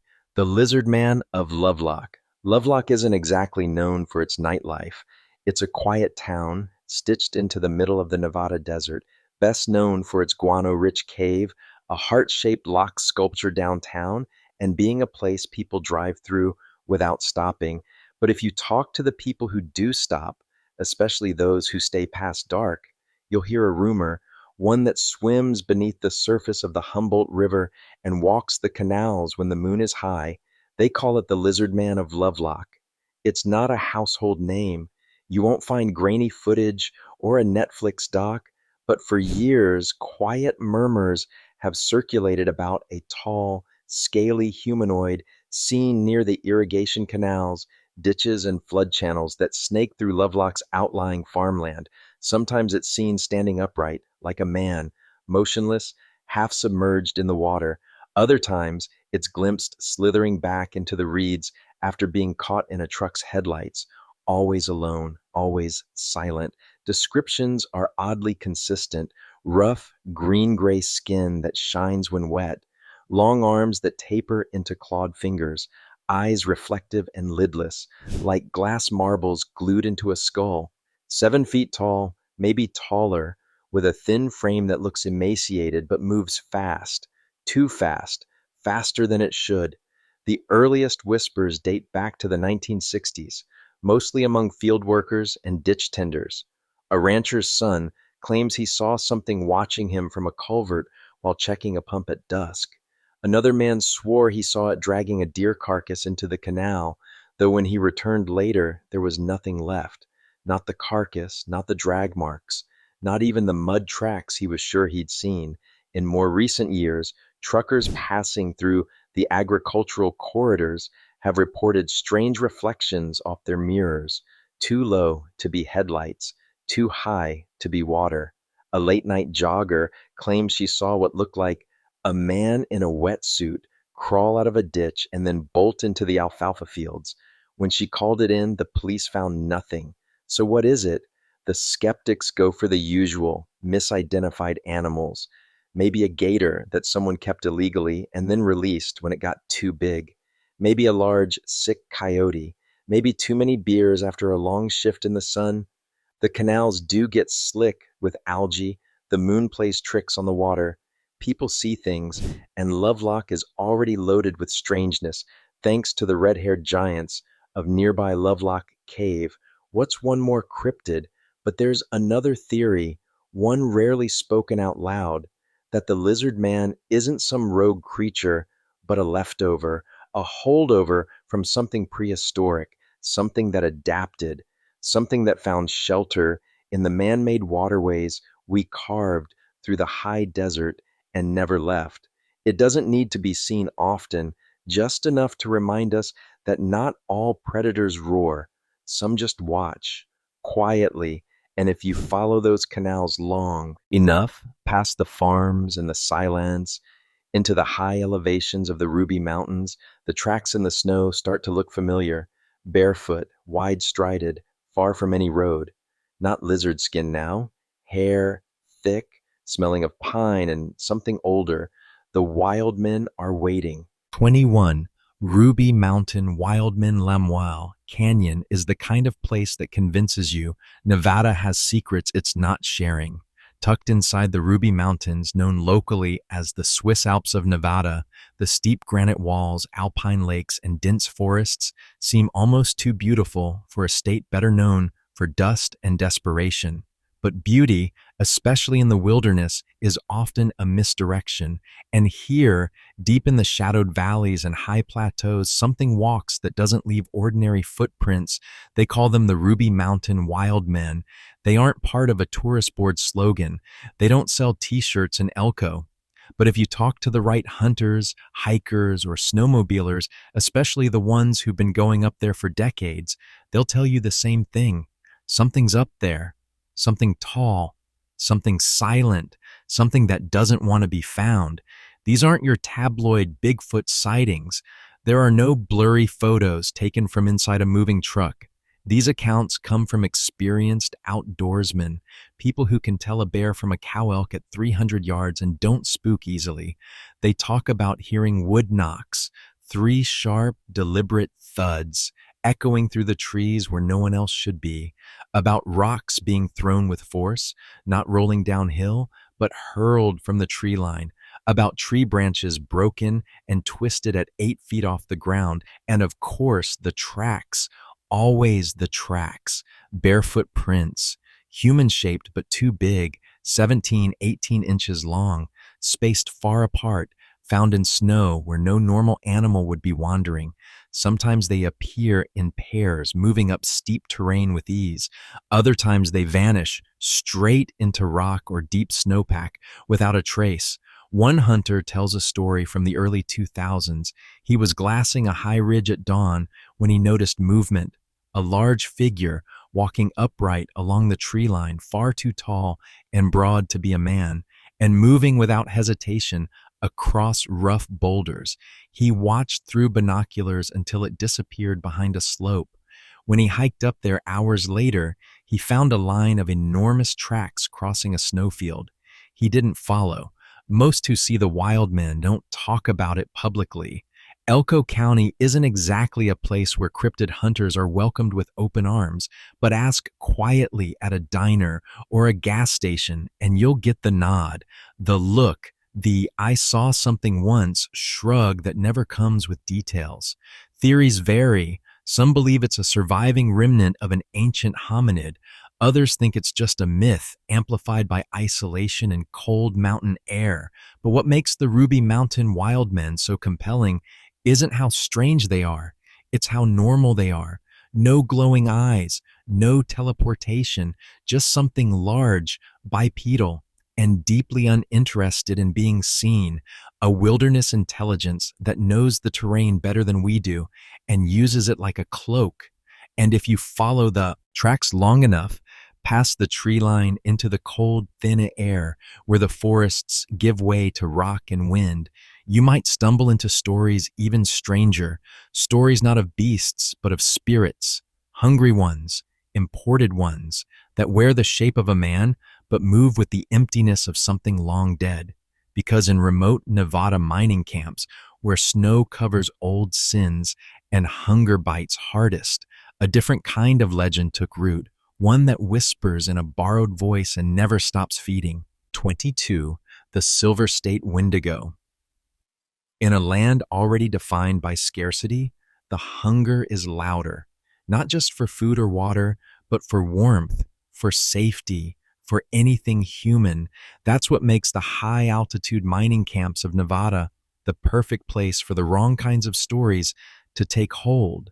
Stories about things that don't belong here, creatures from other climates, other cultures, that somehow slipped across the cracks and took root in the frostbitten corners of the West.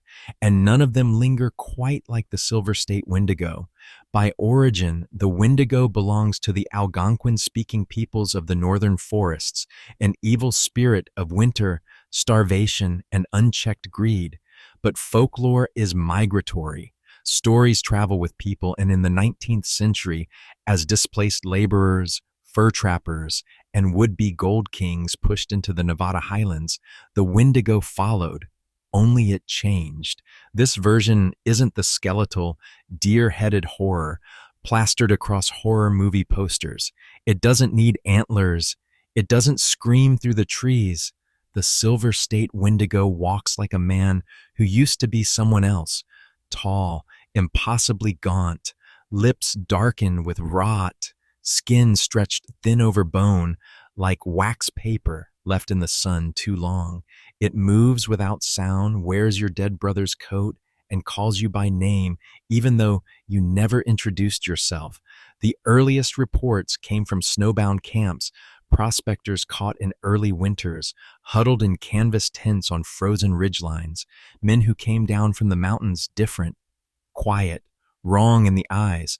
One diary from the 1870s references a sickness of the soul that eats a man from the inside out.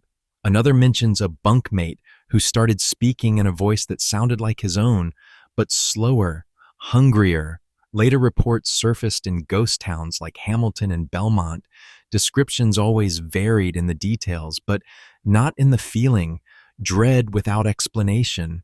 a cold that doesn't come from the weather, the sound of crunching snow when no one else is near, a figure standing just at the edge of firelight, watching without breath.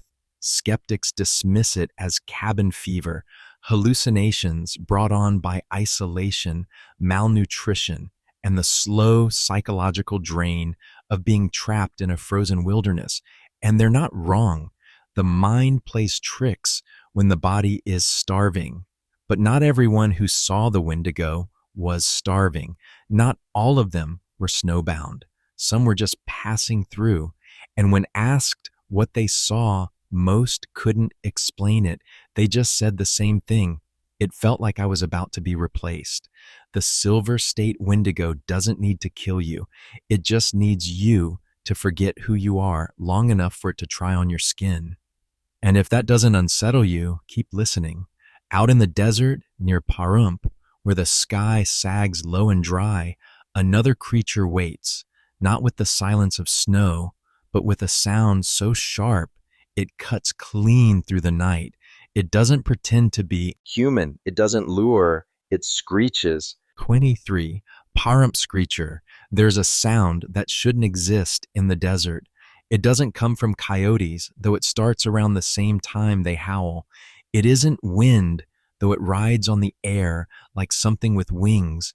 It comes sharp, high, and far too fast, ripping through the quiet of the Pahrump Valley like an unseen blade. They call it the screecher. You don't see it, you hear it before you even know what direction it's coming from. A sudden metallic shriek that warps in pitch as if whatever's making it is moving faster than it should be allowed to. Witnesses describe it as something between a hawk's cry and a mechanical engine failing in midair, but there's no Doppler effect, no obvious source, just one long, paralyzing scream that echoes through the night, followed by silence that feels like a punishment. Pahrump sits in a kind of forgotten corner of Nevada, backed up against the Spring Mountains, just far enough from Las Vegas to be ignored and just close enough to be suspicious.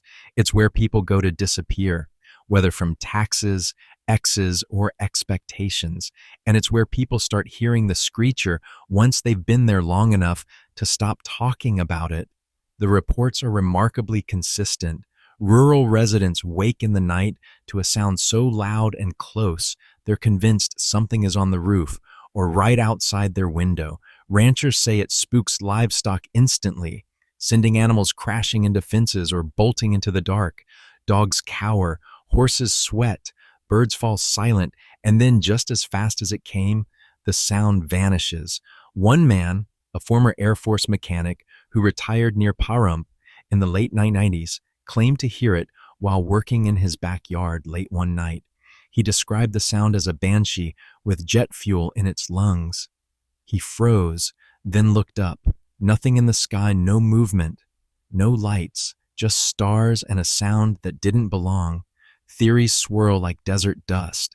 Some believe it's an unknown species of desert bird, maybe something migratory, rare, and territorial. Others say it's military, experimental aircraft flying low and fast over civilian land, either by accident or design. But the sound is wrong for jets, wrong for drones. It pulses rather than roars. It slices. There are also those who believe it's not a creature at all, that the screecher is a presence, a warning, or even a kind of predator that hunts with sound instead of claws, that it disorients its prey, human or otherwise, by triggering primal fear and confusion before striking. Not that anyone's been attacked officially, but people do report nausea, migraines, and a strange buzzing in their ears for hours afterward. Radios fail, phone calls drop, and some say their thoughts don't feel quite like their own after the screecher passes overhead. No one's caught it, no one's recorded it properly, because when it starts, the last thing anyone thinks to do is press record. They just Listen and wait for it to stop. And if it does, that's when you should worry, especially if you're near the canyons west of Boulder City, where dam workers used to speak of things crawling from the rock, pale things long-limbed, built for tunnels, things that never made a sound because the ground did it for them. 24. Boulder City Cave Crawlers. Boulder City has a clean reputation, neat streets, old-timey charm, and the hum of history humming just beneath the sidewalk. Built to house the workers of the Hoover Dam, it was supposed to be a place of order in a wild state, and for the most part, it is. Tourists snap photos of Art Deco facades and sip coffee in cafes that pretend the 1930s never ended, but head east toward the canyons, the cliffs, and the artificial gash that birthed the dam, and you'll start hearing a different kind of story, one not told in brochures or guided tours, the story of the cave crawlers. According to construction era whispers, most never written down, only passed between workers over tin cups of bitter coffee, strange things started happening during the excavation phase of the Hoover Dam project. Not sabotage, not accidents, oddities, missing tools, echoes that didn't match the size of the chamber, drafts that came from sealed rock, and shadows moving at the edge of torchlight where no man was working. They blamed fatigue, overwork, the heat, but the stories got stranger. Some laborers, especially the ones sent into early tunnel systems, started reporting figures, humanoid, pale, and disturbingly thin, seen watching from side channels, not attacking, not even fleeing, just standing still, with long arms held too close to the body, as if the limbs weren't meant to swing. One man claimed he saw one up close. He had gotten separated from his crew after a cave-in and wandered through a partially collapsed shaft, trying to find an exit. That's when he saw it. Something pale, naked, with limbs that bent just slightly the wrong way. Its face, he said, looked human until it opened its mouth, not to scream, but to mimic his voice, the exact phrase he'd just whispered into the dark. "Anyone there?" They found the man hours later, hysterical, with dust in his eyes and blood in his ears, though he had no visible injuries. He never returned to the site. Some believe these creatures were hallucinations, symptoms of dehydration, lack of oxygen, or the psychological toll of dangerous underground labor. Others, particularly the Navajo and Paiute workers who joined the effort, said they weren't surprised. The land had always been sacred. Something had been under there long before concrete was poured or turbines spun. The crawlers were just old tenants, disturbed by dynamite and ambition. In the decades since, the legend has quietly grown. Urban explorers claim to hear clicking noises in sealed drainage systems that connect to old tunnels. Unmarked maintenance shafts near the dam are said to echo when no one is inside. Locals talk carefully about pale figures glimpsed on canyon walls in places too steep and remote for hikers to reach. One account even mentions a trail camera catching a long-limbed shape crawling out of a culvert before the footage glitched into static. There's no proof, of course, but there's proof, just stories and the uneasy feeling that maybe, just maybe, the dam didn't just hold back the Colorado River. Maybe it trapped something else. And if you follow the current upstream into the heart of Reno, where the river moves slower, but no less strange, you'll find another watery presence, not a crawler, not a monster, but a spirit with a smile sharp enough to drag you under, a water woman who doesn't lure with beauty, but waits with patience, because the Truckee doesn't always give back what it takes. 25. Reno River Nixie, the Truckee River doesn't look dangerous. It cuts through Reno like a forgotten promise, blue-green, steady, tamed by concrete banks and city planners. People fish in it, dogs splash in the summer shallows, college students float it half drunk in neon tubes, sunscreen melting into the current, but every now and then, someone goes in and doesn't come back out. And when they do, the water tells no stories. Locals have a name for the legend that follows these disappearances, the Reno River Nixie. She doesn't come from Nevada, not originally. The Nixie is an old European spirit, borrowed from Germanic and Scandinavian lore, a water nymph, or river siren known for luring victims with song or illusion, then pulling them beneath the surface. But she seems to have found a second home in the cold, fast waters of the Truckee. The stories began in the early 20th century. Around the same time, Reno was building its reputation as a divorce capital and gambling oasis. The city was growing fast. Railroads, casinos, and concrete all laid down over old Washoe land. That's when drownings became more frequent. Some chalked it up to rapid development, more people, more accidents, but others whispered about the woman seen near the water at dusk, standing ankle deep in the river, still as a post, long hair dripping down a pale back. She never looked up. She just stood there until she vanished. What makes the Nixie legend stand out isn't spectacle, it's subtlety. There are no songs, no glowing eyes, no fairy tale seduction, just quiet moments before something goes wrong. A jogger hears someone calling from the riverbank, but sees no one. A fisherman feels a hand brush his ankle and looks down to find the water smooth and undisturbed. A tourist standing on the bridge drops something, wallet, phone, ring, and leans too far to reach it. Falls, no splash, no sound. One story tells of a local bar owner who closed up late one summer night and decided to take the river path home. As he passed under the bridge near downtown, he saw a woman sitting on the edge of the concrete embankment, staring into the water. He thought she might be in trouble, called out to her. She didn't move, just slowly turned her head and smiled. Her teeth, he said, were too many. Not sharp, not monstrous, just more than there should be. Then she fell backward into the river without a sound. He ran to the edge. Nothing, no ripple, just empty water flowing west like it always does. Authorities explain the river's danger easily enough. The Truckee's current is deceptively strong, its temperature low even in summer, slippery rocks, unexpected undertows, alcohol, simple physics, but none of that explains the consistency of the sightings. The woman in the water, the strange calm before the panic, the missing time people report after walking along the banks alone. The Nixie doesn't chase, she doesn't scream, she just waits because people come to Reno expecting luck, expecting second chances, but the river doesn't gamble. It collects, and if you follow that river far enough into the open playa, where mirages twist and logic blurs, you'll come across a different kind of trickster. Not a spirit, not a monster, something stranger, something taller, something covered in fur and fear and festival folklore.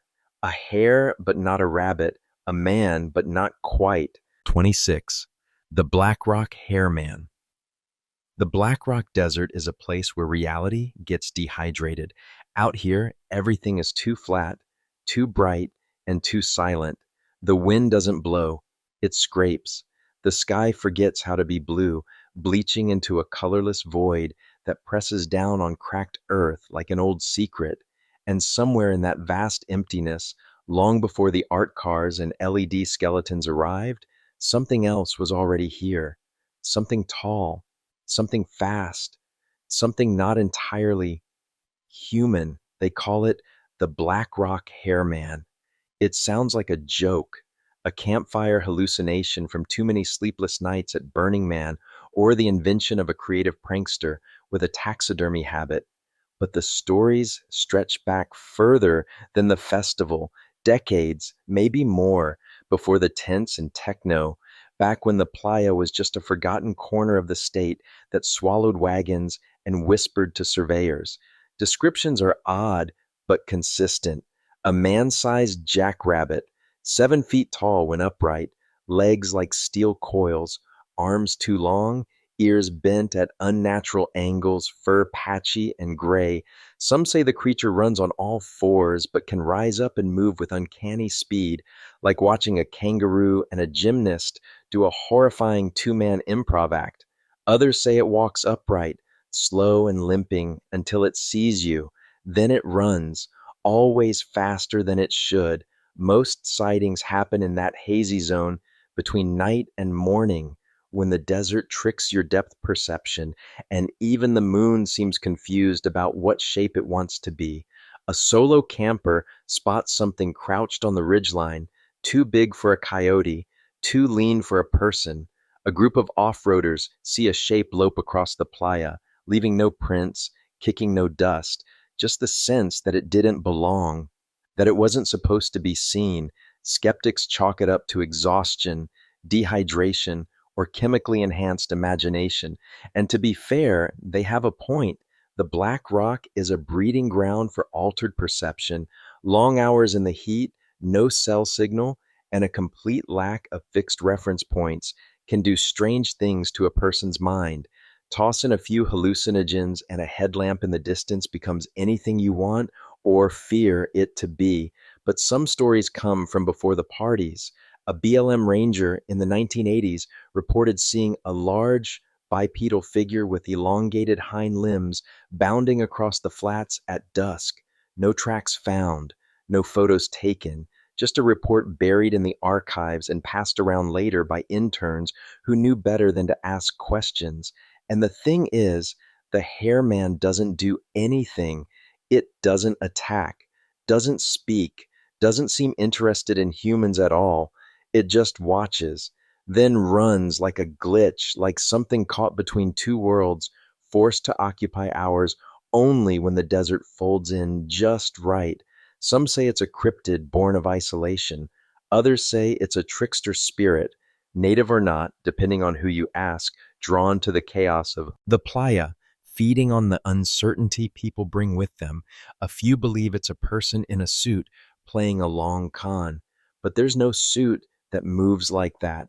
And if you ever see it, if you ever find yourself alone at twilight and notice a long-eared shadow rising from the ground, you'll understand what everyone means when they say you don't follow it.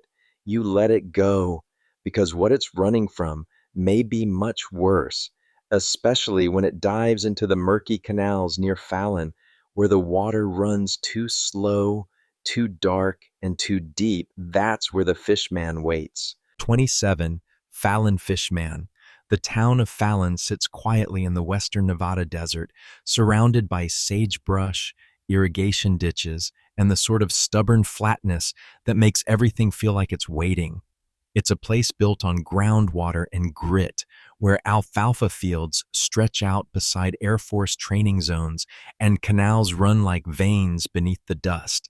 It's not the kind of place you'd expect to hear whispers of a humanoid creature lurking in the murky water at dusk, but if people whisper anyway, they call it the Fallon Fishman. He's not famous, not the subject of cryptozoology documentaries or roadside attractions, but among the people who work the land, those who fix canal gates at night, drive long-haul trucks along Highway 50, or walk irrigation ditches with a flashlight in one hand and a toolkit in the other, there are stories, and the stories don't vary much. The fishman isn't some amphibious monster with flippers and scales and webbed claws. That would be easier. He's described as close to human, too close in fact. The shape is right, the posture, the movement, but the details are wrong. Skin that looks waterlogged and stretched, long fingers that taper into points, and most distinct of all, gill-like slits along the neck and jawline that see when he breathes. He's always seen near the canals at dusk, not noon, not midnight, always dusk, as if he needs just enough light to see you, but not enough for you to get a clear look at him. The sightings tend to follow a pattern. Someone hears movement in the reeds, splashing that doesn't fit the rhythm of waterfowl. A silhouette stands motionless in the middle of a narrow canal, waist deep in slow-moving water. Then it turns its head, not quickly, not with fear, but with that eerie slowness that suggests you're being evaluated. And then it vanishes. No running, no diving, just one blink and it's gone. In one story, a teenage boy walking home from a summer job along a remote canal path looked up to see what he thought was a tall man standing in the water, unmoving. Thinking it might be a fisherman, he waved. The figure didn't move. When he called out, it slowly raised one hand, palm toward him, fingers slightly spread, a greeting or a warning maybe. Then it turned and melted into the cattails, leaving no sound behind. Local authorities never took the claim seriously. When pressed, they cite simple explanations, misidentified otters, herons, or even the occasional illegal swimmer. Folklore fueled by moonlight, one deputy once said, but behind closed doors, it's different. More than one maintenance worker has asked for reassignment after experiencing what they called an encounter. No details, just a request to be moved away from night shifts near the water. There are even stranger rumors that the fishman doesn't live in Fallon's canals, but passes through them.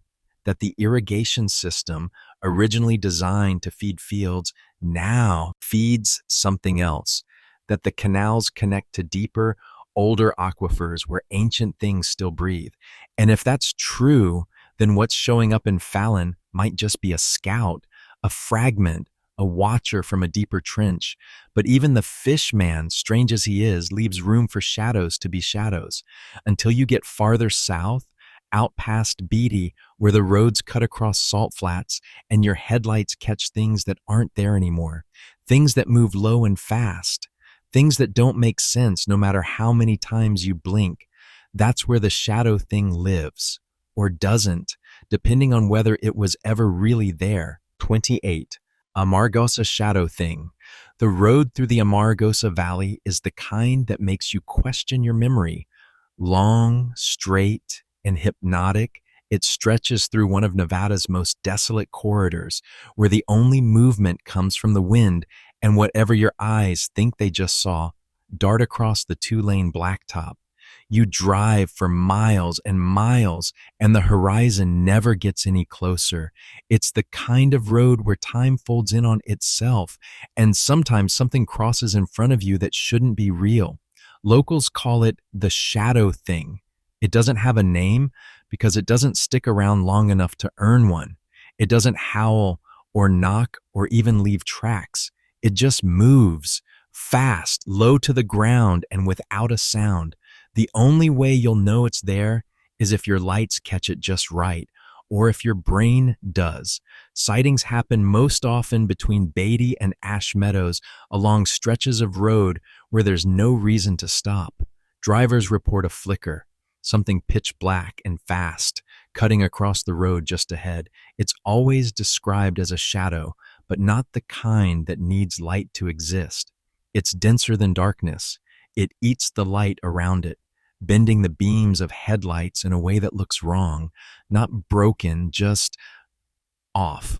One witness, a long-haul driver who's run the Beatty corridor for years, said it looked like a dig if the dog were made of moving ink.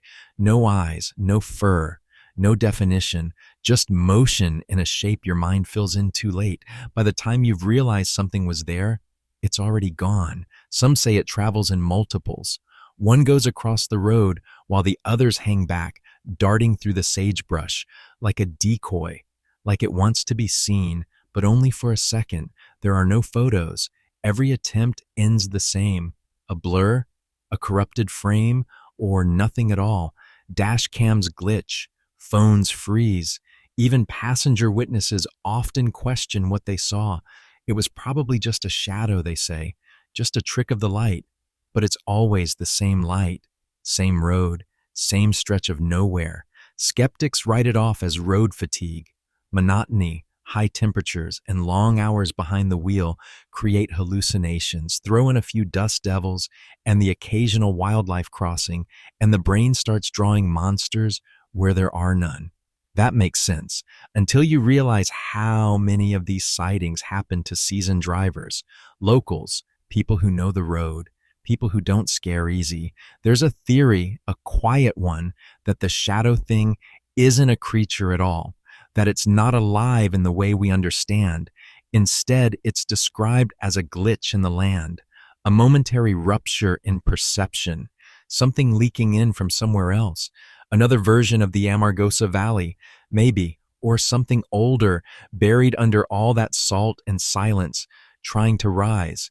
And when it does cross your path, the only warning is the sudden cold, like the desert air got pulled into a void, like something breathed in, just for a second, and then it's gone. But if you keep heading east into the mountains near Ely, where the shadows stretch long across the talus slopes, you might notice another movement, this time not fast, not fleeting, but slow, deliberate, like something crawling up the mountain, not down, something long-bodied, scaled like a dragon, but wingless and far too real for metaphor. 29, Eli Mountain Dragon tucked away in the east central spine of Nevada. The mountains near Ely are quiet in a way that makes the skin crawl, not peaceful, hushed, as if the peaks themselves are holding their breath. The slopes are jagged, dry, and steep, dotted with loose rock and ancient scree fields that shift without warning. Nothing grows too high. Nothing big should be able to move across them. But according to generations of hikers, hunters, and high country loners, something does. They call it the Ely Mountain Dragon, not a fire breather, not a winged beast from a medieval tapestry, but long-bodied, low-slung, something that climbs, not flies, with skin like slate and a silhouette that doesn't fit into anything alive in North America. It moves across talus slopes in a series of rolling motions, too smooth to be a rock slide, too slow to be a snake, and far, far too large to be either. The earliest stories date back to the mining camps of the late 1800s, when lone surveyors or mule drivers would report seeing a serpent, long as a rail line, winding its way up the mountainsides. One account from 1894 describes a crawling ridge of stone that seemed to shimmer in the midday heat. When the observer blinked, it was gone, but the rocks it moved over remained disturbed, as if something had passed through and shifted the mountain. Modern hikers say the same. You're trekking a narrow switchback, glancing across a slope of crushed rock, and something's off. A line of stone slightly raised, almost breathing.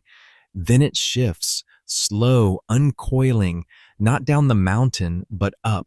No tail, no head, just a continuous, segmented movement, like something made of muscle and shale.